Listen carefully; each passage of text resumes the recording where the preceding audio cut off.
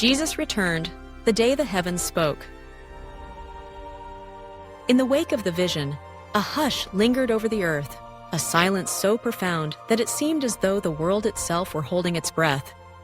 The bustling cities, normally alive with the ceaseless hum of commerce and chatter, stood still. On crowded sidewalks and in quiet villages alike, people gazed upwards, searching for meaning in the place where the radiant figure had hovered only moments before. The memory of his words pressed upon the collective conscience, heavy and unyielding. News stations and social media erupted, broadcasting the miraculous event from every angle, replaying footage of the luminous presence that had graced their skies. Analysts debated origins and intent, while philosophers and theologians found their teachings both challenged and affirmed. Yet, beneath the surface of speculation and discussion, a more intimate transformation was unfolding. A stirring within the hearts of individuals, families, and communities. In homes across the globe, families gathered around dinner tables, not to eat in silence, but to speak earnestly about compassion, about responsibility, about the meaning of abundance. Children, once preoccupied with their own small concerns, asked difficult questions. Why do some have so much, while others have so little? Why are there people on our streets without homes? Parents, sometimes at a loss for answers, found themselves reflecting on their own choices and priorities. In the halls of power, leaders convened emergency meetings. Some were moved to tears, recalling the gentle admonition in the figure's words. Others bristled with skepticism or fear, wondering how such a message might disrupt the systems that had long benefited them. Yet even among the reluctant, there was no denying the urgency that now pressed in from every side. Could they ignore the plea for justice and mercy when it had come not from a protest or a petition, but from the very heavens? Charities and aid organizations experienced an unprecedented surge in volunteers and donations.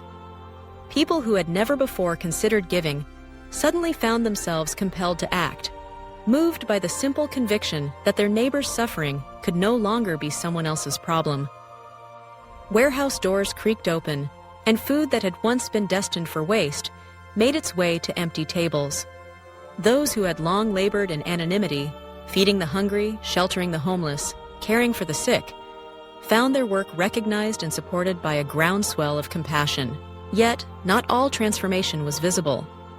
In private corners of the world, a mother struggling to provide for her children received an anonymous gift of groceries.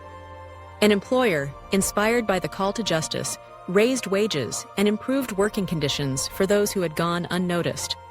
A child, remembering the sorrow in the figure's eyes, shared his lunch with a classmate who had nothing. The world's religions saw renewed vigor as believers and skeptics alike wrestled with the message. Temples, churches, mosques, and synagogues filled with people not only seeking comfort, but asking how they might repair what had been broken, how faith could become more than ritual, more than words.